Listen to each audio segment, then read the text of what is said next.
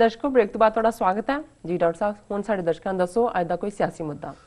ਅੱਜ ਦੇ ਲਈ ਦੋ ਇਸ਼ੂਜ਼ ਜਿਹੜੇ ਕਾਫੀ ਪ੍ਰੋਮੀਨੈਂਸ ਦੇ ਨਾਲ ਮੀਡੀਆ 'ਚ ਚਰਚਾ ਦਾ ਵਿਸ਼ਾ ਬਣੇ ਨੇ। ਪਹਿਲਾ ਮੁੱਦਾ ਤੇ ਜਦੋਂ ਪਿਛਲੇ ਦਿਨਾਂ 'ਚ ਪਿਛਲੇ ਹਫਤੇ ਤੋਂ ਹੀ ਇਹ ਖਬਰਾਂ ਚੱਲ ਰਹੀਆਂ ਸੀ ਕਿ ਜੀ ਜਾਂ ਉਸ ਤੋਂ ਵੀ ਥੋੜਾ ਪਹਿਲਾਂ ਕਿ ਜੀ ਰਤਨਦੀਪ ਸਿੰਘ ਉਸ ਨੇ ਆਹ ਕਹਿ ਦਿੱਤਾ ਉਹ ਕਹਿ ਦਿੱਤਾ, ਰਮਨਦੀਪ ਸਿੰਘ ਲੈ ਆਂਦਾ ਹੈ ਥਾਈਲੈਂਡ ਤੋਂ ਮਲੇਸ਼ੀਆ ਤੋਂ। ਮੈਨੂੰ ਇਹ ਲੱਗਦਾ ਸੀ ਕਿ ਵੀ ਇਹ ਇੱਕਾ ਦੁੱਕਾ ਘਟਨਾ ਜਿਹੜੀ ਹੈ ਉਹ ਪਤਾ ਨਹੀਂ ਕੀ ਉਸ ਤੇ ਮੈਂ ਕਾਮੈਂਟ ਨਹੀਂ ਸੀ ਕੀਤਾ ਜੀ। ਲੇਕਿਨ ਹੁਣ ਜਿਸ ਤਰੀਕੇ ਦੇ ਨਾਲ ਇੱਕ ਲੰਬੀ ਲਾਈਨ ਲਾ ਦਿੱਤੀ ਗਈ ਔਰ ਪਿਛਲੇ ਦਿਨਾਂ 'ਚ ਜਿਵੇਂ ਮਲੇਸ਼ੀਆ ਜਾਂ ਥਾਈਲੈਂਡ ਦੇ ਹਵਾਲੇ ਨਾਲ ਇਹ ਖਬਰਾਂ ਵੀ ਪਲਾਂਟ ਕੀਤੀਆਂ ਜੀ ਕਿ ਟ੍ਰੇਨਿੰਗ ਕੈਂਪ ਚੱਲ ਰਿਹਾ ਹੈ ਔਰ 3 ਸਿੰਘ ਜਿਨ੍ਹਾਂ ਦੇ ਵਿੱਚ ਰਮਨਦੀਪ ਸਿੰਘ ਗੋਲਡੀ ਜਿਨ੍ਹਾਂ ਨੂੰ ਖਾਲਿਸਤਾਨ ਲਿਬਰੇਸ਼ਨ ਫੋਰਸ ਦਾ ਮੁਖੀ ਦੱਸਿਆ ਜਾ ਰਿਹਾ ਹੈ, ਹਰਮਿੰਦਰ ਸਿੰਘ ਮਿੰਟੂ ਜਿਨ੍ਹਾਂ ਨੂੰ ਨਾਲ ਜੋੜਿਆ ਜਾ ਰਿਹਾ ਹੈ ਇਸ ਦੇ, ਔਰ ਗੁਰਪ੍ਰੀਤ ਸਿੰਘ ਗੋਪੀ ਜੀ, ਇਹਨਾਂ ਤਿੰਨਾਂ ਨੂੰ ਔਰ ਇਹਨਾਂ ਦੇ ਹਵਾਲੇ ਨਾਲ ਸੁਮੇਧ ਸੈਣੀ ਜਿਹੜਾ ਕਿ ਕਾਤਲ ਹੈ, ਮਰਡਰਰ, ਹਜ਼ਾਰਾਂ ਸਿੱਖਾਂ ਦੇ ਖੂਨ ਨਾਲ ਉਸਦੇ ਹੱਥ ਰੰਗੇ ਹੋਏ ਨੇ। ਔਰ ਜਿਸ ਤਰੀਕੇ ਨਾਲ ਇਹ ਮੀਡੀਆ ਦੇ ਵਿੱਚ ਪ੍ਰੋਪੇਗੇਟ ਕੀਤਾ ਜਾ ਰਿਹਾ, ਟ੍ਰਿਬਿਊਨ ਨੇ ਵੀ ਅੱਜ ਇਹਦੇ ਤੇ ਬੜਾ ਸਪੈਸ਼ਲ ਐਡੀਟੋਰੀਅਲ ਕਮੈਂਟ ਕੀਤਾ ਹੈ ਪੰਜਾਬ ਪੁਲਿਸ ਨੂੰ ਕਿ ਬੜੀ ਵੱਡੀ ਸਾਜ਼ਿਸ਼ ਬੇਨਕਾਬ ਕਰ ਦਿੱਤੀ ਔਰ ਬਾਹਰ ਟੈਰਰ ਮੋਡਿਊਲ ਔਰ ਇਹ ਉਹ। ਔਰ ਇਸ ਹੱਦ ਤੱਕ ਇਹ ਗਏ ਕਿ ਈਵਨ ਇੱਕ 71 ਸਾਲਾਂ ਦਾ ਬਜ਼ੁਰਗ ਜਸਬੀਰ ਸਿੰਘ ਬੁਰਜ ਜਿਹੜਾ ਕਿ ਕਾਂਗਰਸ ਦਾ ਲੀਡਰ ਹੈ ਉਸ ਨੂੰ ਪੰਜਵੜ ਦੇ ਨਾਲ ਜੋੜ ਕੇ ਕਿ ਜੀ ਪਰਮਜੀਤ ਸਿੰਘ ਪੰਜਵੜ ਦਾ ਸਾਥੀ ਚੰਡੀਗੜ੍ਹ ਪੁਲਿਸ ਨੇ ਵੀ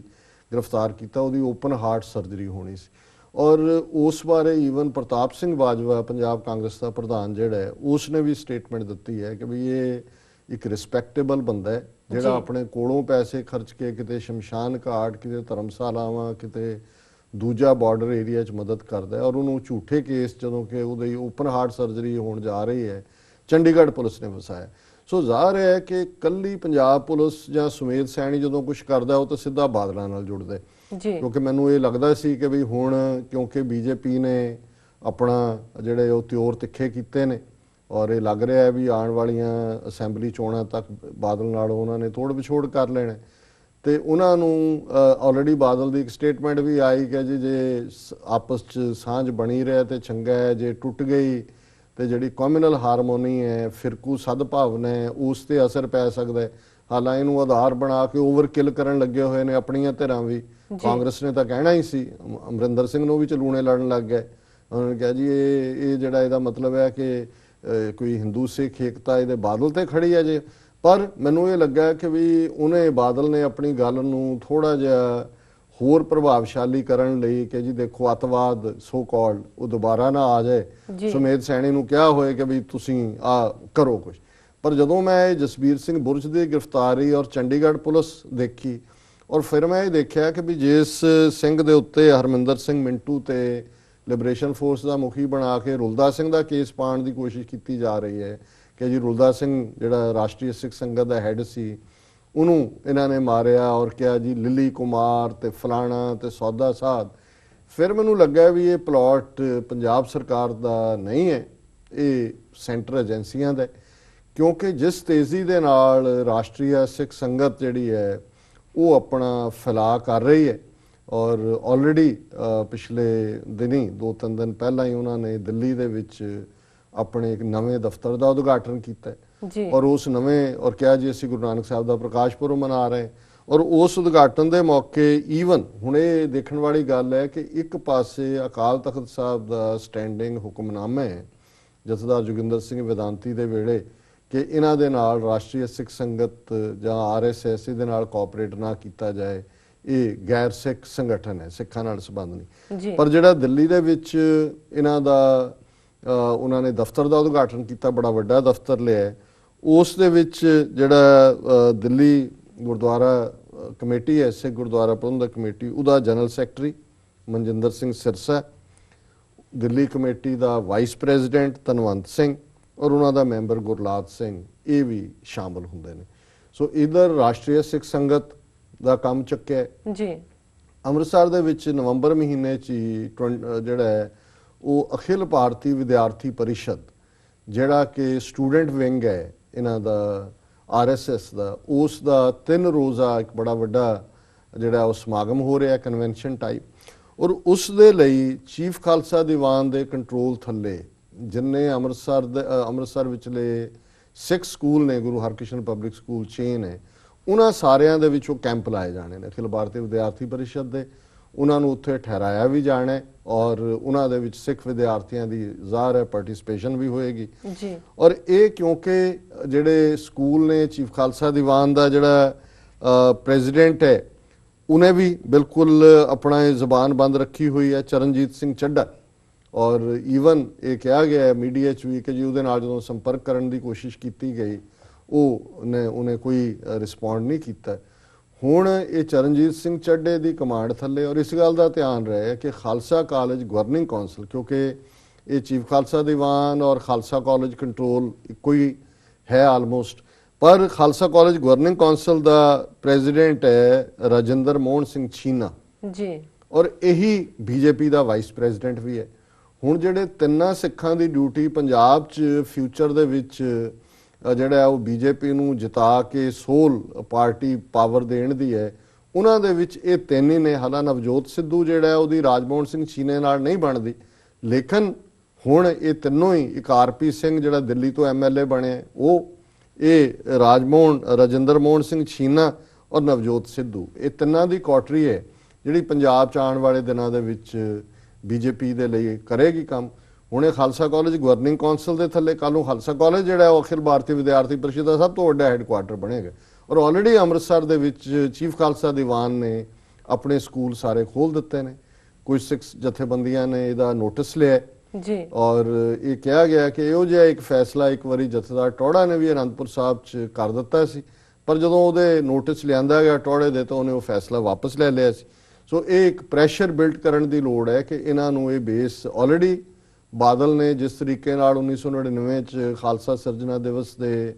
300 ਸਾਲਾ ਜਸ਼ਨਾਂ ਦੇ ਮੌਕੇ ਅਨੰਦਪੁਰ ਸਾਹਿਬ ਜਿਹਨਾਂ ਦੀ ਪੈਰੇਡ ਕਰਾਈ ਨਿੱਕਰਧਾਰੀਆਂ ਦੀ, ਉਹਦਾ ਇਹ ਨਤੀਜਾ ਹੈ। ਜੀ ਹੁਣ ਇਹ ਕੱਲ ਨੂੰ ਬੇਸ਼ੱਕ ਬਾਦਲ ਜੋ ਮਰਜ਼ੀ ਕਹੇ, ਜਿੰਨੀ ਮਰਜ਼ੀ ਫਰਸਟ੍ਰੇਸ਼ਨ ਚ ਜਾਏ,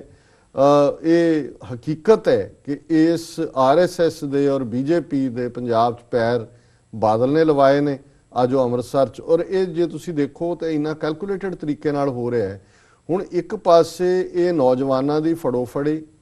ਥਾਈਲੈਂਡ, ਮਲੇਸ਼ੀਆ ਦੇ ਨਾਲ ਕੀਤੀਆਂ ਗਈਆਂ ਐਕਸਟ੍ਰੈਡੀਸ਼ਨ ਟ੍ਰੀਟੀਜ਼, ਔਰ ਮੈਂ ਅੱਜ ਹੀ ਇੱਕ ਪ੍ਰੈਸ ਰਿਲੀਜ਼ ਦੇਖ ਰਿਹਾ ਸੀ ਕਿਉਂਕਿ ਇਹਨੂੰ ਹਰਮਿੰਦਰ ਸਿੰਘ ਮਿੰਟੂ ਨੂੰ ਥਾਈਲੈਂਡ ਤੋਂ ਲਿਆਂਦਾ, ਦਿੱਲੀ 에ਅਰਪੋਰਟ ਤੇ ਗ੍ਰਿਫਤਾਰ ਕੀਤੇ। ਔਰ ਸਿੱਖ ਜਥੇਬੰਦੀਆਂ ਵੱਲੋਂ ਇਹ ਖਦਸ਼ਾ ਜ਼ਾਹਰ ਕੀਤਾ ਜਾ ਰਿਹਾ ਹੈ ਕਿ ਭਾਰੀ ਟੌਰਚਰ ਦੇ ਬਾਵਜੂਦ